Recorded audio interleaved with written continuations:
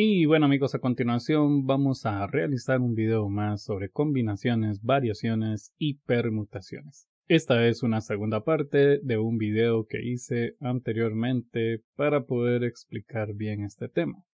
Entonces lo que vamos a ver son una serie de ejemplos para reafirmar lo que ya vimos en el video anterior. Los invito a seguir mis listas de videos en estadística y a continuación trabajar con los siguientes ejemplos. Se viene una pregunta interesante y es la que dice que de cuántas formas diferentes se pueden ubicar 5 autos en la fila de un estacionamiento. Vamos a tener en cuenta que este problema hace referencia a que los autos se ubican en línea recta. Entonces, es importante observar que si hay un auto que se ubica en este puesto y tiene que salir hacia allá, pues todos los demás autos le van a estorbar. Por lo tanto, el orden en que ustedes se estacionen es muy importante en este caso. Recordemos que si el orden es importante, entonces estamos ante una variación o una permutación. El siguiente punto a tener en cuenta es pensar en si vamos a utilizar todos los 5 autos para estacionarlos en cada espacio o si solo vamos a utilizar algunos de estos 5 autos. Si observamos, el problema dice de cuántas formas se puede ubicar los 5 autos, o sea que vamos a utilizarlos todos. Si los utilizamos todos, entonces estamos ante una permutación. Las permutaciones de n elementos tienen una fórmula bastante simple.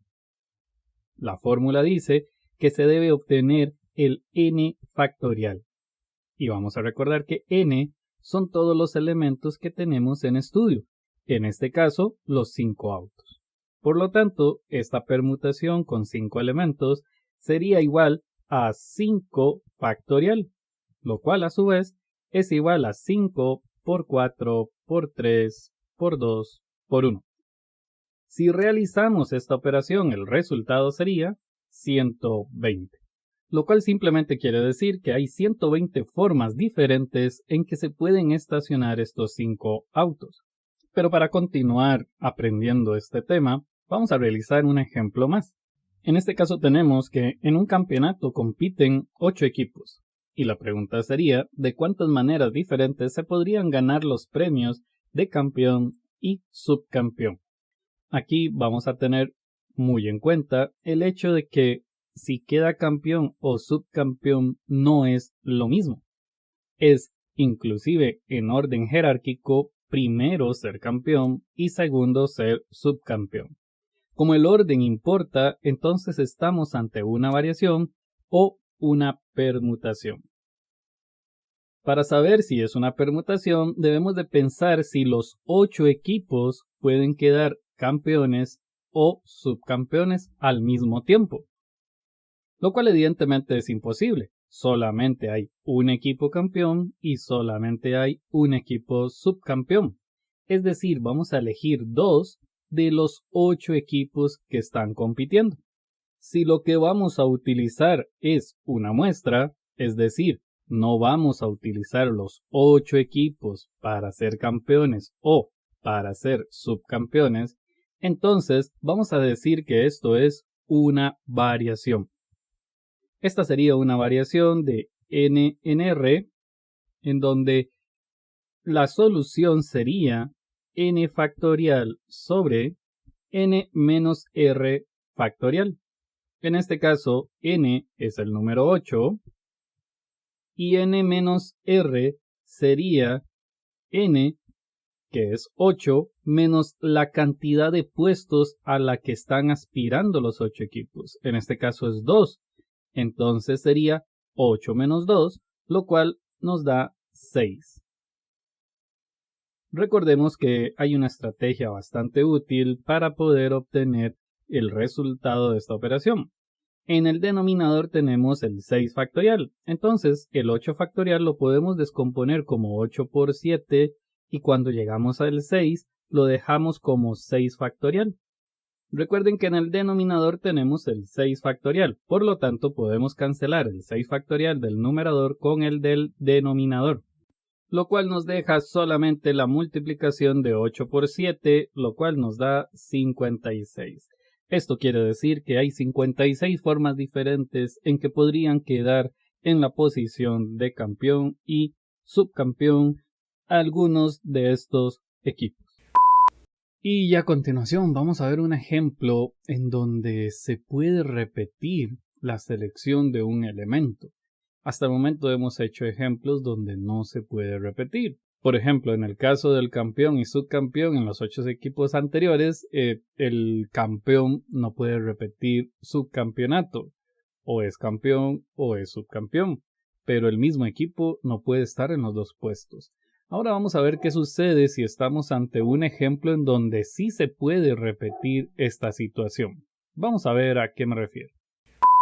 Se dice que en una venta de helado se ofrecen 6 diferentes sabores a escoger. Tenemos 6 diferentes sabores. Entonces, queremos saber cuántas combinaciones de helado de 3 bolas se pueden hacer. Pensemos esto en el cono tradicional que tiene 3 bolas de helado, o podría ser inclusive en el caso del vaso que podrían echarles 3 bolas de helado. En este ejemplo no se dice si tenemos una restricción con respecto a los sabores. Por ejemplo, yo podría escoger 3 bolas de helado de chocolate. Entonces se puede repetir la selección. Lo primero es muy importante y es ver si hay algún orden en esto. Es decir, ¿será que yo estoy restringido a seleccionar primero helado de vainilla, después helado de fresa, etcétera? ¿O puedo elegirlo en el orden que sea? Realmente, según este problema, no es relevante el orden en que ustedes elijan las bolas de helado porque a un final terminan comiéndoselas por igual manera. Como no hay orden, vamos a decir que esto es una combinación. Ahora, vamos a pensar en si se repite algún elemento o no.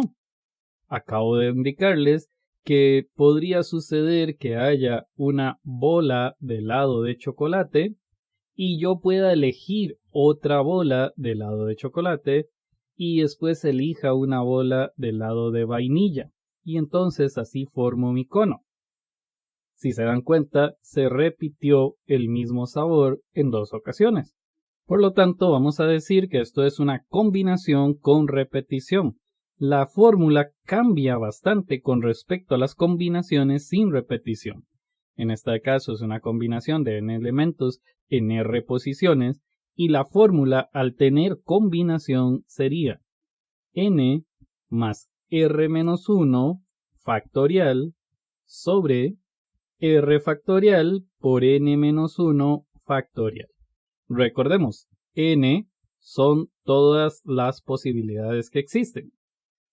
R es la cantidad de elementos que yo voy a elegir, la cantidad de bolas de helado que voy a elegir. Entonces, esto se podría escribir como 6 combinado con 3 es igual a 6 más 3 menos 1 factorial sobre 3 factorial por 6 menos 1 factorial. Vamos a entender que este proceso inclusive lo podemos evitar haciendo esta operación antes de ponernos a escribir. Eso no está mal, es una buena práctica. Decimos que 6 más 3 menos 1 es igual a 8, pero recuerden que esto era factorial. Luego en el denominador me va a quedar 3 factorial por, y mucha atención, esto me va a quedar 6 menos 1 es 5 y entonces tenemos un 5 factorial. En este caso vamos a pensar que tenemos un 3 factorial pero también tenemos un 5 factorial. Yo voy a elegir el mayor de los dos para que la operación sea un poco más simple.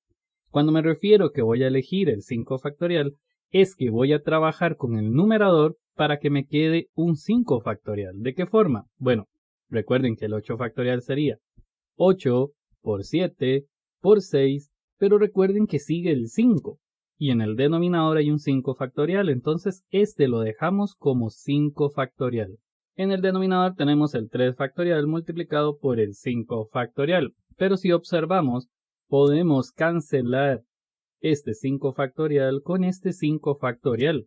Entonces la combinación me quedaría resolviendo solamente 8 por 7 por 6 sobre el 3 factorial. De esta forma esto se resuelve escribiendo el resultado de multiplicar 8 por 7 por 6, el cual es 336, sobre el resultado del 3 factorial, el cual no es más que 3 por 2 por 1. Y si escribimos esta fracción en la calculadora, el resultado sería 56.